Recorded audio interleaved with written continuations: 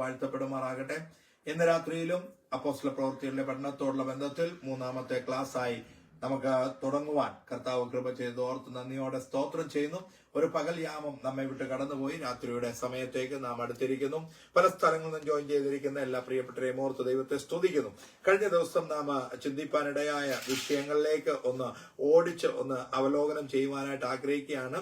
അപ്പോസ്തല പ്രവൃത്തികളുടെ പുസ്തകം രണ്ടായി തിരിച്ചിരിക്കുന്നു എന്ന ഒരു സ്ട്രക്ചർ നമ്മൾ പഠിക്കുവാനായിട്ട് ഇടയായി. 1 മുതൽ 12 വരെയും 13 മുതൽ 28 വരെയുമുള്ള കാര്യങ്ങളാണ്. 1 മുതൽ 12 വരെ അപ്പോസ്തലനായ പത്രോസിന്റെ പ്രവർത്തനവും ലീഡർഷിപ്പിലുള്ളതായ പ്രവർത്തനം. 13 മുതൽ 28 വരെയുള്ള അധ്യായങ്ങളിൽ അപ്പോസ്തലനായ പൗലോസിന്റെ ലീഡർഷിപ്പിലുള്ള പ്രവർത്തനങ്ങളുമാണ് എന്ന് നാം കാണുവാനായിട്ടിടയായി. ഇന്ന് അതിനുശേഷമായിട്ട് നാം പഠിച്ചതാണ് 3M: മോട്ടീവ്, മെത്തേഡ്, മൈറ്റ്. ആ വിഷയങ്ങളെ കുറിച്ച് നമ്മൾ പഠിക്കുവാനായിട്ടിടയായി. ഇന്ന് നമുക്ക് അധ്യായങ്ങളിലേക്ക് നമ്മുടെ ശ്രദ്ധ ഒന്ന് തിരിക്കുവാനായിട്ടിടയാകട്ടെ. 1 മുതൽ 12 വരെയുള്ള അധ്യായങ്ങൾ നാം പറഞ്ഞു നിർത്തിയത് വചനത്തിൽ അധിഷ്ഠിതമായി കൃപയിൽ നിറഞ്ഞ് യേശുവിനെ പ്രസന്റ് ചെയ്യുക എന്നുള്ളതാണ് ഒരു പ്രാസംഗികന്റെ ഏറ്റവും ഉത്തരവാദിത്വപരമായ കാഴ്ചപ്പാട് ആവശ്യമായിരിക്കുന്നത് എന്ന് വെളിപ്പെടുവാൻ അല്ലെങ്കിൽ പറയുവാനായിട്ടിടയായി. 1 മുതൽ 12 ഈ ഭാഗത്ത് സുവിശേഷം യെരുശലേമിൽ, യഹൂദ്യയിൽ, ശമര്യയിൽ ദൈവത്തിന്റെ നിയോഗം, കർത്താവായ യേശു ക്രിസ്തുവിന്റെ ഗ്രേറ്റ് കമ്മീഷനിൽ എന്തൊക്കെയായിരുന്നു ശിഷ്യന്മാരോട് കൽപ്പിച്ചിരുന്നത്? നിങ്ങൾ പുറപ്പെട്ട് ഭൂമിയുടെ അറ്റത്തോളം. അപ്പോൾ 1 മുതൽ 12 അധ്യായം വരെ വായിക്കുമ്പോൾ നമുക്ക് കാണുവാൻ കഴിയുന്നത് യെരുശലേമിലെത്തി, യഹൂദ്യയിലെത്തി, ശമര്യയിലെത്തിയ കാര്യമാണ്. 12 അധ്യായങ്ങളിൽ നിന്നും 12ാമത്തെ അധ്യായത്തിൽ പത്രോസ് തടവിലാകുന്നത് നമുക്ക് കാണുവാനായിട്ട് കഴിയും. അതുപോലെ തന്നെ 28ാം അധ്യായത്തിലേക്ക് വരുമ്പോൾ പൗലോസും തടവിലാകുന്നത് നമുക്ക് കാണുവാൻ കഴിയുന്നു. 1-ാം അധ്യായം 1 മുതൽ 3 വരെയുള്ള വാക്യങ്ങൾ നാം വായിക്കുമ്പോൾ അവിടെ റിസറക്ഷൻ മിനിസ്ട്രി ഓഫ് ജീസസ്, യേശു ക്രിസ്തുവിന്റെ പുനരുത്ഥാനത്തിന് ശേഷം അല്ലെങ്കിൽ ഉയർത്തെഴുന്നേൽപ്പിന് ശേഷമുള്ള കർത്താവിന്റെ ശുശ്രൂഷ നമുക്ക് കാണുവാനായിട്ട് കഴിയുന്നുണ്ട്. ആ വാക്യങ്ങളെയൊക്കെ ഒന്ന് വായിക്കാം. 1 മുതൽ 3 വരെയുള്ള വാക്യങ്ങൾ. ഞാൻ എഴുതിയ ഒന്നാമത്തെ ചരിത്രം യേശു തിരഞ്ഞെടുത്ത അപ്പോസ്തലന്മാർക്ക് പരിശുദ്ധാത്മാവിനാൽ കൽപ്പന കൊടുത്തിട്ട് ആരോപണം ചെയ്ത നാൾ വരെ അവൻ ചെയ്തും ഉപദേശിച്ചും തുടങ്ങിയ സകലത്തെയും കുറിച്ചായിരുന്നുവല്ലോ. അവൻ കഷ്ടം അനുഭവിച്ച ശേഷം 40 നാളോളം അവർക്ക് പ്രത്യക്ഷനായി ദൈവരാജ്യം സംബന്ധിച്ച കാര്യങ്ങൾ പറഞ്ഞുകൊണ്ട് താൻ ജീവിച്ചിരിക്കുന്നു എന്ന് അനേകം ദൃഷ്ടാന്തങ്ങളാൽ അവർക്ക് കാണിച്ചു കൊടുത്തു. അപ്പം 40 ദിവസത്തോളം താൻ ഉയർപ്പിന് ശേഷം പലർക്കും പ്രത്യക്ഷനായി താൻ ജീവിച്ചിരിക്കുന്നു എന്ന് അനേക ദൃഷ്ടാന്തങ്ങളാൽ അവർക്ക് കാണിച്ചു കൊടുത്തു. അപ്പം യേശുക്രിസ്തുവിന്റെ മരണത്തിന് മുമ്പുള്ള ശുശ്രൂഷയും പുനരുത്ഥാനത്തിന് ശേഷമുള്ള ശുശ്രൂഷയും നമുക്ക് അവിടെ കാണുവാനായിട്ട് കഴിയുന്നുണ്ട്. 40 ദിവസം അവർ കണ്ടത് ഉയർത്തെഴുന്നേറ്റ യേശുവിനെ ഉയർത്ത ശരീരവുമായിട്ടാണ്. ആ 2 ശരീരത്തിനും തമ്മിൽ വ്യത്യാസമുണ്ട്. ഒന്ന് നേരത്തെ ജഡീകമായ ശരീരമായിരുന്നെങ്കിൽ ഉയർപ്പിന് ശേഷം ഗ്ലോറിഫൈഡ് മഹത്വമായ ശരീരം, തേജസ്പൂർണമായ ശരീരമായിട്ടാണ് തങ്ങൾക്ക് കാണുവാനായിട്ട് കഴിഞ്ഞത്. അവിടെ പറഞ്ഞ അല്ലെങ്കിൽ യേശുക്രിസ്തു ഓരോരുത്തർക്ക് പ്രത്യക്ഷപ്പെട്ടിട്ട് പറഞ്ഞ വാക്യങ്ങൾ അല്ലെങ്കിൽ ആദ്യമേ പറഞ്ഞ കാര്യമാണ് 4-5 വാക്യങ്ങളിൽ നമുക്ക് കാണുവാൻ കഴിയുന്നത്. 4-5 വാക്യം.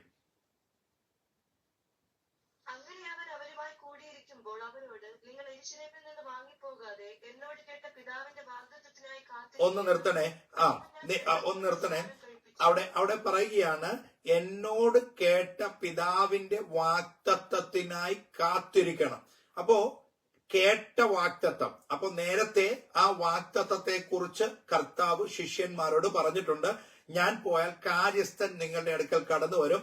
അവൻ ഞാൻ പറഞ്ഞ കാര്യങ്ങളെ നിങ്ങളെ ഓർമ്മപ്പെടുത്തി നിങ്ങളെ സകല സത്യത്തിലും വഴി നടത്തും എന്നുള്ളത് മരണത്തിന് മുന്നമേ, ക്രൂശിക്കപ്പെടുന്നതിന് മുന്നമേ തന്റെ ശിഷ്യന്മാരോട് കർത്താവായ യേശു ക്രിസ്തു വെളിപ്പെടുത്തിയ കാര്യമാണ്. അപ്പോ അതിനുശേഷമായിട്ട് കർത്താവ് പറയുകയാണ്, പരിശുദ്ധാത്മാവിനെ കുറിച്ച് പറയുകയാണ്, നിങ്ങൾ ആ പരിശുദ്ധാത്മാവിന് വേണ്ടി കാത്തിരിക്കണം. ആ വാഗ്ദത്തം ചെയ്ത പരിശുദ്ധാത്മാവിന് വേണ്ടി കാത്തിരിക്കണം. പിന്നീട് താൻ പലരെയും കണ്ടപ്പോൾ പറഞ്ഞതായ വാക്കുകൾ നാം ശ്രദ്ധിച്ചാൽ, ഒന്ന്, നിങ്ങൾക്ക് സമാധാനം എന്ന് പറഞ്ഞിട്ടുണ്ട്. രണ്ട്, തോമസിന്റെ അടുക്കൽ കയ്യും മാർവും കാണിച്ചു കൊടുക്കാൻ ഇടയായി. മൂന്ന്, കൂട്ടുവാൻ ഒന്നുമില്ലയോ എന്ന് ചോദിക്കുന്നു. വന്ന് പ്രാതൽ കഴിച്ചുകൊള്ളുവാൻ പറഞ്ഞിട്ടുണ്ട്. പത്രോസിനോട് നീ എന്നെ സ്നേഹിക്കുന്നുവോ എന്ന് ചോദിച്ചിട്ടുണ്ട്. അങ്ങനെ ഇത്യാദി ചോദ്യങ്ങൾ കർത്താവിന്റെ ഉയർത്തെഴുന്നേൽപ്പിന് ശേഷം കർത്താവിന്റെ വായിൽ നിന്ന് വന്നതായ തിരുവായ് മൊഴികൾ എന്ന് വേണമെങ്കിൽ നമുക്ക് പറയാം. നമുക്കറിയാം കർത്താവ് ക്രൂശിൽ കിടന്നുകൊണ്ട് പറഞ്ഞതായ വാക്കുകൾ, അതും വലിയൊരു പ്രസംഗ വിഷയമാണ്. അതിനുശേഷം കർത്താവ് ഉയർത്തെഴുന്നേറ്റതിന് ശേഷം പറഞ്ഞ വാക്കുകൾ ഇത്യാദിയാണ് എന്നുള്ളത് ഞാൻ ഓർപ്പിക്കുകയാണ്. ജീസസ് ഇൻസ്ട്രക്റ്റഡ്, കർത്താവ് തന്റെ ശിഷ്യന്മാരോട് പറയുകയാണ്, വെയിറ്റ്, നിങ്ങൾ കാത്തിരിക്കണം. ദേ വെയിറ്റഡ് ഫോർ, എത്ര ദിവസം കാത്തിരുന്നു? 10 ദിവസം അവർ കാത്തിരിപ്പാൻ. കാരണം 40 ദിവസം തന്റെ ശിഷ്യന്മാരോട് കൂടെ കർത്താവായിരുന്നു. അതിനുശേഷം 10 ദിവസം അവർ കാത്തിരിപ്പാനായിട്ടിടയായി. എന്താണ് 50ാമത്തെ ദിവസം, അതായത് പെന്തക്കോസ്ത് നാൾ? അതിനെക്കുറിച്ച് പഴയ നിയമത്തിൽ ലേവ്യ പുസ്തകം 23-ാം അധ്യായം 15-16 വാക്യങ്ങളിൽ നമുക്ക് കാണുവാനായിട്ട് കഴിയും. ലേവ്യ പുസ്തകം 23-ാം അധ്യായം 15-16 വാക്യങ്ങൾ. ശബത്തിന്റെ പിറ്റന്നാൾ മുതൽ നിങ്ങൾ നീരാജനത്തിന്റെ കറ്റ കൊണ്ടുവന്ന ദിവസം മുതൽ തന്നെ എന്നീ 7 ശബത്ത് തികയണം. 7 ശബത്ത് എന്ന് പറഞ്ഞാൽ 7 ആഴ്ചവട്ടം തികയണം. ഏഴാമത്തെ ശബത്തിന്റെ പിറ്റന്നാൾ വരെ 50 ദിവസം എണ്ണി യഹോവയ്ക്ക് പുതിയ ധാന്യം കൊണ്ട് ഒരു ഭോജനയാഗം അർപ്പിക്കുക. യഹോവയ്ക്ക് പുതിയ ധാന്യം കൊണ്ട്. അപ്പോൾ ഒരു പുതിയ പ്രവൃത്തി കർത്താവ് തുടങ്ങാൻ ആഗ്രഹിച്ചത് ഈ 50ാം ദിവസമാണ്. 7 ശബത്ത് കഴിഞ്ഞതിന്റെ പിറ്റേ ദിവസം ഇവിടെ പുതിയ കറ്റ കൊണ്ടുവന്ന് നിരാജനം ചെയ്യണം. എന്ന് പറഞ്ഞാൽ സഭയിൽ കൊണ്ടുവന്ന് അത് അങ്ങോട്ടും ഇങ്ങോട്ടും വീശി സന്തോഷം പ്രകടിപ്പിച്ചിട്ടാണ് അവിടെ നിരാജനം ചെയ്തുകൊണ്ടിരുന്നത്. അതേപോലെ തന്നെ ഇവിടെയും അവർക്ക് സംഭവിക്കുവാൻ കഴിഞ്ഞ ഒരു കാര്യമെന്ന് പറഞ്ഞാൽ അവരുടെ ജീവിതത്തിൽ പുതിയ ഒരു പ്രവൃത്തി കാണുവാനായിട്ട് ഇടയായി എന്നുള്ളത്. 1-ാം അധ്യായത്തിൽ പ്രധാനമായി പറഞ്ഞിരിക്കുന്നത് ഗ്രേറ്റ് കമ്മീഷൻ ആണ്. 1-6 മുതൽ 8 വരെയുള്ള വാക്യങ്ങൾ ഒന്ന് റീസ്റ്റേറ്റഡ് ആക്കി പറഞ്ഞിരിക്കുന്നു എന്നുള്ളതേ ഉള്ളൂ. കർത്താവിന്റെ ഉയർത്തെഴുന്നേൽപ്പും അതുപോലെ തന്നെ താൻ പുനരുത്ഥാനം ചെയ്ത് പോകുന്നത്, പരിശുദ്ധാത്മാവിനെ നൽകി തരുന്നത്, പിന്നെ റിട്ടേൺ ഓഫ് ജീസസ് ക്രൈസ്റ്റ്, കർത്താവ് വീണ്ടും വരും എന്നുള്ള കാര്യം കൂടി ഓർമ്മപ്പെടുത്തുന്നു. അപ്പൊ ഗ്രേറ്റ് കമ്മീഷൻ ആണ് 1-ാം അധ്യായം 6 മുതൽ 8 വരെയുള്ള വാക്യങ്ങളിൽ നമുക്ക് കാണുവാൻ കഴിയുന്നു. അസെൻഷൻ, കർത്താവ് ആ 1-ാം വാക്യവും 9-ാം വാക്യത്തിലും അത് പറഞ്ഞിരിക്കുന്നു. അവൻ കൽപ്പന കൊടുത്തിട്ട് അവർ കാണെ, അവർ കാണാതെയല്ല, ശിഷ്യന്മാർ കാണെ അവൻ ആരോഹണം ചെയ്തു എന്നുള്ളത് നമുക്ക് കാണും. ഹോളി സ്പിരിറ്റ് ബാപ്റ്റിസത്തെ കുറിച്ച് 1-ാം അധ്യായം 4-ഉം 5-ഉം വാക്യങ്ങളിൽ പറഞ്ഞിരിക്കുന്നു. റിട്ടേൺ ഓഫ് ജീസസ് ക്രൈസ്റ്റ്, കർത്താവ് വീണ്ടും വരുമെന്നുള്ളത് ദൂതൻ പറഞ്ഞ വാക്യം 1-11 വാക്യത്തിൽ കാണുവാൻ കഴിയും. അപ്പോൾ ഇത് അവർ ചെയ്യുവാൻ തുടങ്ങുന്ന, കർത്താവ് കൽപ്പിച്ചത് അവർ ചെയ്യുവാൻ തുടങ്ങുന്നതാണ് 2-ാം അധ്യായത്തിലേക്ക് നാം വരുമ്പോൾ കാണുവാനായിട്ട് കഴിയുന്നത്. 2-ാം അധ്യായത്തിൽ അവിടെ പറയുകയാണ്, പെന്തക്കോസ്ത് നാൾ വന്നപ്പോൾ എല്ലാവരും ഒരു സ്ഥലത്ത് ഒന്നിച്ചു കൂടി. കർത്താവ് പറഞ്ഞതുപോലെ തന്നെ അവർ ഒന്നിച്ചു കൂടി വരുവാനായിട്ടിടയായി. 2 കൊരിന്ത്യർ 1-ാം അധ്യായം 21-22 വാക്യങ്ങൾ വായിക്കുമ്പോൾ, 2 കൊരിന്ത്യ ലേഖനം 1-ാം അധ്യായം 21-22 വാക്യങ്ങൾ. നിങ്ങളോട് കൂടെ ക്രിസ്തുവിൽ ഉറപ്പിക്കുന്നതും നമ്മെ അഭിഷേകം ചെയ്തതും ദൈവമല്ലോ. അവൻ നമ്മെ മുദ്രയിട്ടും ആത്മാവെന്ന അച്ചാരം നമ്മുടെ ഹൃദയങ്ങളെ തന്നുമിരിക്കുന്നു. അവൻ നമ്മെ മുദ്രയിട്ടും ആത്മാവെന്ന അച്ചാരം നമ്മുടെ ഹൃദയങ്ങളിൽ തന്നുമിരിക്കുന്നു. 1 കൊരിന്ത്യർ 12-13 വാക്യത്തിൽ പറയുകയാണ്, നാം എല്ലാവരും ഏക ശരീരമാകുമാറ്. വായിക്കാം. 1 കൊരിന്ത്യർ 12-13 വാക്യം. യഹൂദന്മാരോ യവനന്മാരോ ദാസന്മാരോ സ്വതന്ത്രരോ നാം എല്ലാവരും ഏകശരീരമാകുമാറ് ഒരേ ആത്മാവിൽ സ്നാനമേറ്റും എല്ലാവരും ഒരേ ആത്മാവിനെ അപ്പോ 1-ാം നൂറ്റാണ്ടിലെ, ഞാൻ കഴിഞ്ഞ ക്ലാസ്സിൽ പറഞ്ഞതുപോലെ തന്നെ 1-ാം നൂറ്റാണ്ടിലെ സഭ പല ശരീരമായിരുന്നുവെങ്കിലും ഒരു മനസ്സായി ഏക ശരീരമാക്കി തീർക്കത്തക്കവണ്ണം ദൈവം അവരുടെ ഇടയിൽ പരിശുദ്ധാത്മാവിനാൽ പ്രവർത്തിച്ചു എന്ന് വേണം നമുക്ക് കാണുവാനായിട്ട് കഴിയുന്നത്. കർത്താവ് ഒരുവൻ, കർത്താവിന്റെ മണവാട്ടിയും ഒന്നാണ്. പക്ഷെ വിവിധ അവയവങ്ങളായിരിക്കുന്ന അല്ലെങ്കിൽ ശരീരമായിരിക്കുന്ന നമ്മെ ഓരോരുത്തരെയും കർത്താവിന്റെ ശരീരമാക്കി ഒരു മണവാട്ടി സഭയാക്കി കർത്താവ് തീർക്കുന്നതായ ഒരു വലിയ പ്രക്രിയയാണ് അപ്പോസ്തല പ്രവൃത്തിയിൽ നമുക്ക് കാണുവാനായിട്ട് കഴിയുന്നത്. പരിശുദ്ധാത്മാവിന്റെ പ്രവൃത്തി മേഖല എന്ന് പറഞ്ഞാൽ ഒന്ന്, നമ്മോട് കൂടെ to join us with the body of Christ, നമ്മുടെ ഉള്ളിൽ വന്നിട്ട് കർത്താവിന്റെ ശരീരവുമായിട്ട് ബന്ധിപ്പിക്കുവാനായിട്ട് നമ്മെ ഉദ്യോഗിപ്പിക്കുന്നതാണ് പരിശുദ്ധാത്മാവ്. രണ്ട്, ടു ജോയിൻ അസ് ടുഗദർ, നമ്മെ ഒരുമിച്ച് ചേർക്കണം, പലരായിരിക്കുന്ന നമ്മെ ഒരുമിച്ച് ചേർക്കുന്നതാണ് പരിശുദ്ധാത്മാവിന്റെ വലിയ പ്രവൃത്തി എന്ന് പറയുന്നത്. ഒരുവൻ സ്നാനം സ്വീകരിച്ചാൽ എന്താണ് അവൻ സ്നാനം ചെയ്യുന്നത്, സ്വീകരിക്കുന്നതോടുകൂടി അവൻ എന്തെല്ലാമാണ് സമൂഹത്തോട് വിളിച്ചു പറയുന്നത്? ഒരുവൻ സ്നാനം സ്വീകരിച്ചാൽ സംസാരിക്കാതെ ഡിക്ലെയർ ചെയ്യുന്ന രണ്ട് കാര്യങ്ങൾ എന്തൊക്കെയാണെന്നൊന്ന് പറയാമോ? യേശുവിനോട് ചേരുന്നു, യേശുവിന്റെ കൽപ്പന അനുസരിച്ചു. യേശുവിനോട് ചേരുന്നു, യേശുവിന്റെ കൽപ്പന അനുസരിക്കുന്നു. To declare to the world that I have joined with Christ. Sujay sister പറഞ്ഞതുപോലെ അവൻ യേശുവിനോട് ചേർന്നു എന്നുള്ളത് ആരും പറയാതെ, നമ്മൾ പോലും പറയാതെ, നമ്മുടെ പ്രവൃത്തി കൊണ്ട് മറ്റുള്ളവരെ അത് ഗ്രഹിപ്പിക്കുന്നതാണ് ഒന്ന് സ്നാനം എന്ന് പറയുന്നത്. അടുത്തത് ഒന്നുകൂടി, അടുത്തത് I have joined with my brothers and sisters. എന്റെ സഹോദരി സഹോദരന്മാരുമായി ഞാൻ ചേരുവാനായിട്ടിടയായി. ഇതുവരെ അന്യരായിരുന്നു, ഇതുവരെ ഒറ്റപ്പെട്ട് നിന്നവരാണ്, ഇതുവരെ യാതൊരു ബന്ധവുമില്ലാതെ ഇരുന്നതാണ്. പക്ഷെ എവിടെന്നോ ഉള്ള നമ്മെ കർത്താവിന്റെ കൃപയാൽ നാം സ്നാനപ്പെട്ടത് മുഖാന്തരം നമുക്ക് ഒത്തിരി സഹോദരി സഹോദരന്മാരും അമ്മയപ്പന്മാരെ ലഭിക്കുവാനായിട്ടിടയായി. ഞാൻ ആ അമ്മയപ്പന്മാർ എന്ന് പറഞ്ഞ വാചകം എടുത്തുപയോഗിച്ചത് അപ്പോസ്തലനായ പൗലോസിന്റെ വാക്ക് കൊണ്ടാണ്. എനിക്കും അമ്മയായ, ആരോടാ പറഞ്ഞ? അപ്പോ തന്നെ പ്രസവിച്ചിട്ടില്ല എങ്കിലും ഈ ബന്ധത്തിലേക്ക് വന്നപ്പോൾ സഹോദരി സഹോദരന്മാരെയും അമ്മ അപ്പന്മാർക്കും തുല്യമായ സ്ഥാനമുള്ളവരെയും ഈ ബന്ധത്തിൽ ലഭിക്കുവാൻ തക്കവണ്ണം ഇടയായി എന്നുള്ള. അപ്പൊ രണ്ട് കാര്യങ്ങളാണ് നാം സമൂഹത്തോട് ഡിക്ലെയർ. കാരണം കഴിഞ്ഞ കാലങ്ങളിൽ ജഡത്തിൽ അല്ലെങ്കിൽ കർത്താവിനെ അറിയുന്നതിന് മുൻപേ ഞാൻ ആയിരുന്നത് മറ്റു പലരോടും കൂടെ ആയിരുന്നു, മറ്റു പല രീതിയിലുമാണ് ഞാൻ കടന്നു പോയിരുന്നത്. പക്ഷെ ഒന്ന്, സ്നാനപ്പെട്ടപ്പോൾ ഞാൻ കർത്താവായ യേശു ക്രിസ്തുവിനോട് ചേർന്നു. രണ്ട്, സ്നാനപ്പെട്ടപ്പോൾ എനിക്ക് സഹോദരി സഹോദരന്മാരെ ലഭിക്കുവാനായിട്ടിടയായി. എങ്ങനെയുള്ള സഹോദരി സഹോദരന്മാർ? രക്തബന്ധത്തെക്കാൾ, ഹല്ലേലൂയ, കർത്താവിന്റെ രക്തത്താലുള്ള ശരീരത്തിലുള്ളതായ ആ ബന്ധത്തിൽ ലഭിച്ചതായ സഹോദരി സഹോദരന്മാരെ ലഭിക്കുവാനായിട്ട് ഇടയായി. റോമർ 6 മുതൽ 5 വരെയുള്ള വാക്യങ്ങൾ വായിക്കുമ്പോൾ നമുക്ക് കാണുവാൻ കഴിയുകയാണ്, ക്രിസ്തുവേശുവിനോട് കൂടെ സ്നാനപ്പെട്ടവരായ നാം. റോമർ 6 മുതൽ 5 വരെയുള്ള വാക്യങ്ങൾ. ക്രിസ്തുവിനോട് ചേരുവാൻ സ്നാനമേറ്റവരായ നാം എല്ലാവരും അവന്റെ മരണത്തിൽ പങ്കാളികളാകുവാൻ സ്നാനമേറ്റിരിക്കുന്നു എന്ന് നിങ്ങൾ അറിയുന്നില്ലയോ? അങ്ങനെ നാം അവന്റെ മരണത്തിൽ പങ്കാളികളായി തീർന്ന സ്നാനത്താൽ അവനോടുകൂടെ കുഴിച്ചിടപ്പെട്ടു. ക്രിസ്തു മരിച്ചിട്ട് പിതാവിന്റെ മഹിമയാൽ ജീവിച്ചെഴുന്നേറ്റതുപോലെ നാമും ജീവന്റെ പുതുക്കത്തിൽ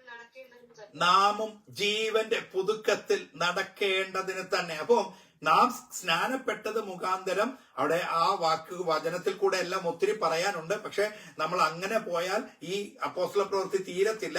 അതുകൊണ്ടാണ് ഞാൻ ഈ വാക്യങ്ങൾ, ഇതിനെക്കുറിച്ചെല്ലാം നിങ്ങൾക്ക് വളരെയധികമായ ഗ്രാഹ്യമുണ്ട് എന്നുള്ളത് എനിക്ക് നന്നായിട്ട് അറിയാം. നാം അപ്പോസ്തല പ്രവൃത്തി കോൺസെൻട്രേറ്റ് ചെയ്യുന്നത് കൊണ്ടാണ്. ഇല്ല എങ്കിൽ മറ്റ് സഭക്കാര് അല്ലെങ്കിൽ മറ്റ് ദൈവദാസന്മാര് അല്ലെങ്കിൽ മറ്റ് പഠിപ്പിക്കുന്ന പ്രിയപ്പെട്ടവർ ചെയ്യുന്നത് പോലെ 1 വർഷത്തോളം ഇത് നീട്ടിക്കൊണ്ടുപോകാൻ പറ്റും ഇങ്ങനെ പഠിപ്പിച്ചാല്. പക്ഷെ നമുക്ക് കോൺസെൻട്രേറ്റ് അപ്പോസ്തല പ്രവൃത്തിയിൽ തന്നെ ആയതുകൊണ്ട് നമുക്ക് വീണ്ടും മടങ്ങി വരണം. ഗലാത്യ ലേഖനം 3-27 വാക്യം വായിക്കുമ്പോൾ, ക്രിസ്തുവിനോട് ചേരുവാൻ സ്നാനമേറ്റിരിക്കുന്ന നിങ്ങൾ എല്ലാവരും ക്രിസ്തുവിനെ ധരിച്ചിരിക്കുന്നു. ക്രിസ്തുവിനോട് ചേരുവാൻ സ്നാനമേറ്റിരിക്കുന്ന നാം ഇപ്പോൾ എന്ത് സംഭവിച്ചു? ക്രിസ്തുവിനെ ധരിച്ചിരിക്കുന്നു എന്ന് നമുക്ക് കാണുവാൻ കഴിയുന്നു. അപ്പോൾ 2-ാം അധ്യായത്തിൽ നാം കാണുന്നത് ദ ഡേ ഓഫ് പെന്തക്കോസ്റ്റ്, ആത്മാവ് അവരുടെ മേൽ വന്നു. ഒന്ന് വായിക്കാം ആ കാര്യങ്ങള്. 2-ാം വാക്യം മുതൽ. പെട്ടെന്ന് കൊടിയ കാറ്റടിക്കുന്നത് പോലെ ആകാശത്തു നിന്നൊരു മുഴക്കമുണ്ടായി. അവർ ഇരുന്നിരുന്ന വീട് മുഴുവനും നിറച്ചു. അഗ്നി അഗ്നിജ്വാല പോലെ പിളർന്നിരിക്കുന്ന നാവുകൾ അവർക്ക് പ്രത്യക്ഷമായി. അവരിൽ ഓരോരുത്തന്റെ മേൽ പതിഞ്ഞു. എല്ലാവരും പരിശുദ്ധാത്മാവ് നിറഞ്ഞവരായി. ആത്മാവ് അവർക്ക് ഉച്ചരിപ്പാൻ നൽകിയതുപോലെ അന്യഭാഷകളിൽ സംസാരിച്ചു തുടങ്ങി. ഓക്കെ, എങ്ങനെ മനസ്സിലായി? ആത്മാവ് അവരുടെ മേൽ ഇറങ്ങി വന്നു. എങ്ങനെയാണ് ഇവർക്ക് മനസ്സിലായത്? ഒന്ന്, ആ സ്ഥലത്ത് ആ സംഭവം അല്ലെങ്കിൽ അവർ കൂടി വന്നതായ ആ പ്രത്യേക സ്ഥലം, അങ്ങനെ തന്നെ പറയാനായിട്ടാണ് ഞാൻ ഉദ്ദേശിക്കുന്നത്. അവർ കൂടി വന്നത് ഏത് സ്ഥലത്താണോ ആ സ്ഥലത്തേക്ക് പ്രത്യക്ഷമായി മറ്റുള്ളവർ കാണത്തക്കവണ്ണം ചില സംഭവങ്ങൾ നടക്കുവാനായിട്ടിടയായി. എന്തൊക്കെയാണ് അവിടെ സംഭവിച്ചത്? ഒരു മുഴക്കമുണ്ടായി. അവർ ഇരുന്നിരുന്ന വീട് മുഴുവനും നിറച്ചു. അഗ്നിജ്വാല പോലെ പിളർന്നിരിക്കുന്ന നാവുകൾ അവർക്ക് പ്രത്യക്ഷമായി. അവരിൽ ഓരോരുത്തരുടെ മേൽ പതിഞ്ഞു. എല്ലാവരും പരിശുദ്ധാത്മാവ് നിറഞ്ഞവരായി. ആത്മാവ് അവർക്ക് ഉച്ചരിപ്പാൻ നൽകിയതുപോലെ അന്യഭാഷകളിൽ സംസാരിച്ചു തുടങ്ങി.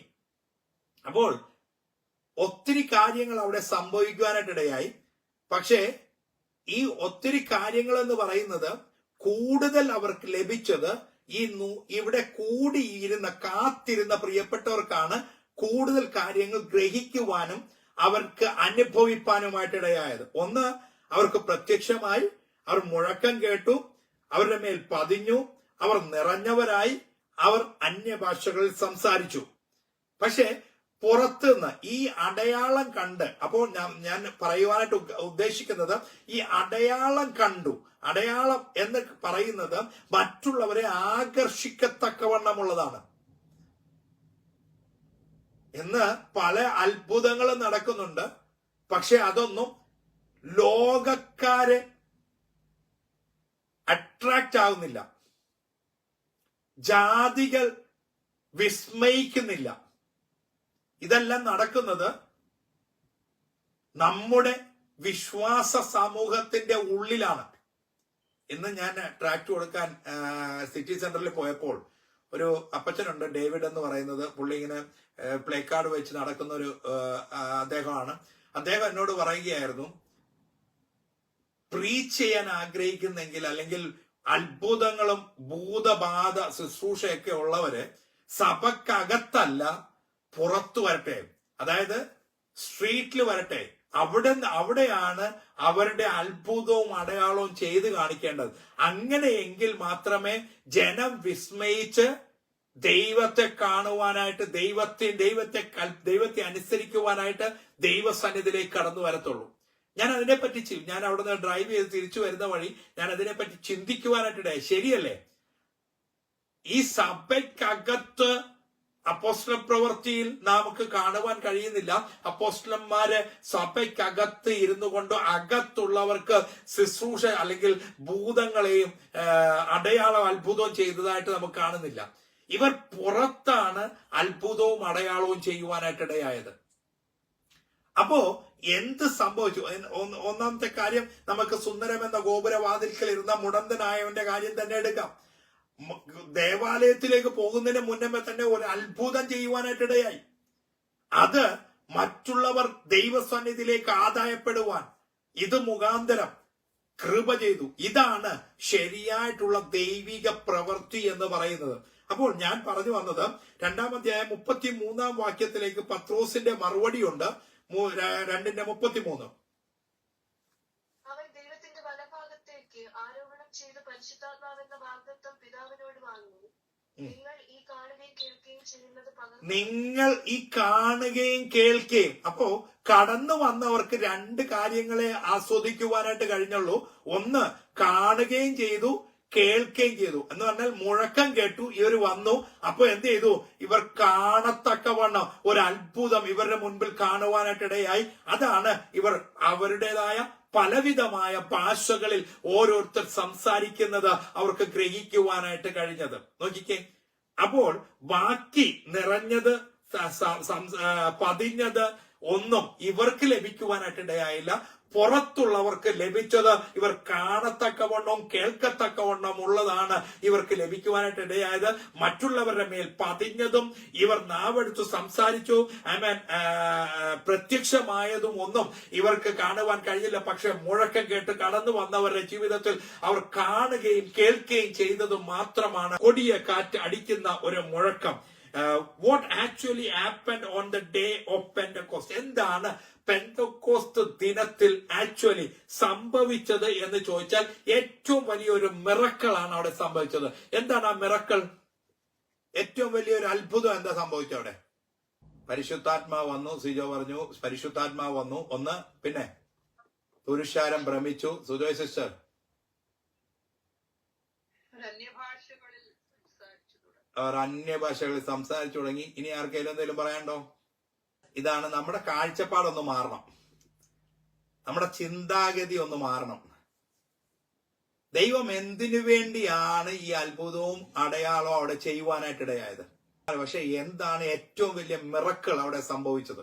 ഏറ്റവും വലിയ മിറക്കിൾ എന്ന് പറഞ്ഞാൽ 3000 പേർ സഭയോട് ചേർന്നു. ഇതെല്ലാം ദൈവം നൽകി തന്ന വാക്തത്വവും അടയാളവുമാണ്. പക്ഷെ അത് മുഖാന്തരം ദൈവത്തിന്റെ പ്രവൃത്തി എന്ന് പറഞ്ഞാൽ ഈ ആൾക്കാർ ദൈവത്തോട് ചേരുവാനായിട്ട്, സഭയോട് ചേരുവാനായിട്ട് ഇടയാകണം. കർത്താവിന്റെ ആ സഭ എന്ന് പറഞ്ഞാൽ പലരായിരിക്കുന്ന എല്ലാ പ്രിയപ്പെട്ടവരെയും ഒരു കുടക്കീഴിലേക്ക് കൊണ്ടുവരത്തക്കവണ്ണം ദൈവപ്രവൃത്തിയോടെ വെളിപ്പെടുവാനായിട്ടിടയായി. അപ്പൊ ഒറ്റ പ്രാവശ്യമായിട്ട് സംഭവിച്ചതും ഇനി സംഭവിക്കാത്തതുമായ ഒരു കാര്യമാണ് ഒന്ന്, കാൽവറി ക്രൂശിലെ കർത്താവിന്റെ മരണം. രണ്ടാമത്തേത് കർത്താവിന്റെ ഉയർത്തെഴുന്നേൽപ്പ്. മൂന്നാമത്തേത് പെന്തക്കോസ്റ്റ് ഡേ. കാര്യങ്ങൾ ഹിസ്റ്ററിയാണ് അത്, അല്ലെങ്കിൽ ഇനി ഇപ്രകാരമുള്ള ആ വാക്തത്വങ്ങളാണ്. ഇതെല്ലാം ഒരിക്കലായിട്ട് സംഭവിച്ചായി പെന്തക്കോസ്റ്റ് നാളിൽ സംഭവിച്ചതായ ആ മുഴക്കവും ആ അഗ്നിജ്വാല പോലെ പിളർന്നിരിക്കുന്ന നാവ് അവർക്ക് പ്രത്യക്ഷമായതും പിന്നീട് ഒരു സ്ഥലത്തും കണ്ടതായിട്ടോ അനുഭവിച്ചതായിട്ടോ നമുക്ക് കാണുന്നില്ല. പരിശുദ്ധാത്മാവ് എല്ലാവരുടെയും മേൽ വരുന്നുണ്ട്. പക്ഷെ ഇതുപോലെയുള്ള ഒരു ആ വരവ്, ആദിയിങ്കൽ വന്നതായ ആ വരവ് വേറെ എങ്ങും വന്നതായിട്ട് നമുക്ക് കാണുവാൻ കഴിയുന്നില്ല. എന്ത് വ്യത്യാസമാണ് പരിശുദ്ധാത്മാവിനെ പ്രാപിച്ചതായ ശിഷ്യന്മാർക്ക് ഉണ്ടായത്? അത് നമുക്ക് അടുത്ത ക്ലാസ്സിൽ നമുക്ക് പഠിക്കാം. ഇന്നത്തെ ക്ലാസ് നമുക്ക് ഇവിടെ കൊണ്ട് അവസാനിപ്പിക്കാം. എനിക്ക് തോന്നുന്നു ഏറ്റവും അനുഗ്രഹമായി എന്ന് ഞാൻ പൂർണ്ണമായി വിശ്വസിക്കുന്നു. നമ്മുടെ ജീവിതത്തിൽ നമ്മുടെ കാഴ്ചപ്പാട് അതനുസരിച്ച് മാറുവാൻ എന്തിനു വേണ്ടിയാണ് അടയാളവും അത്ഭുതവും സംഭവിക്കേണ്ടത്? ഈ ദിവസങ്ങളിൽ നമ്മൾ ചിന്തിക്കുവാനായിട്ട് ഇടയാകണം. സഭയിൽ അത്ഭുതവും അടയാളവും സംഭവിച്ചാൽ മറ്റുള്ളവര് ദൈവസന്നിധിയിലേക്ക് കടന്നു വരുന്നുണ്ടോ? അതേ മറിച്ച് പുറത്ത് ഈ കൃപാവരങ്ങളുള്ള ഒരു വ്യക്തി, ഒരു ദൈവാസൻ പുറത്ത് ഒരു ഭൂതത്തെ പുറത്താക്കിയാൽ, കർത്താവ് ചെയ്തതും അത് തന്നെയാണ്, ശിഷ്യന്മാർ ചെയ്തതും അത് തന്നെയാണ്. ഒരു രോഗിയെ സൗഖ്യമാക്കിയാൽ അനേകർ കർത്തൃപാദപീഠത്തിലേക്ക് വരുവാനായിട്ട് ഇടയാകും. ഈ ദിവസം നമുക്ക് പ്രാർത്ഥിക്കണം, ദൈവമേ എന്നിൽ കൂടെ ദൈവിക പ്രവൃത്തി വെളിപ്പെടുവാനായിട്ട് ഇടയാകണം. ആ പരിശുദ്ധാത്മാവിന്റെ ശക്തി എന്നിൽ അധിവസിച്ചുകൊണ്ട് കർത്താവിന്റെ നാമത്തെ ഉയർത്തുവാൻ അടിയനെയും അയക്കണമെന്ന് നാം പ്രാർത്ഥിച്ചാൽ നമ്മളിൽ കൂടെയും ദൈവത്തിന് വലിയ പ്രവൃത്തിയെ ചെയ്യുവാൻ കഴിയുമെന്ന് പറഞ്ഞുകൊണ്ട് ഞാൻ എന്റെ വാക്കുകളിൽ നിന്ന് വിരമിക്കുന്നു. ദൈവമായ കർത്താവ് നമ്മെ അനുഗ്രഹിക്കുകയും സഹായിക്കുകയും ചെയ്യുമാറാകട്ടെ.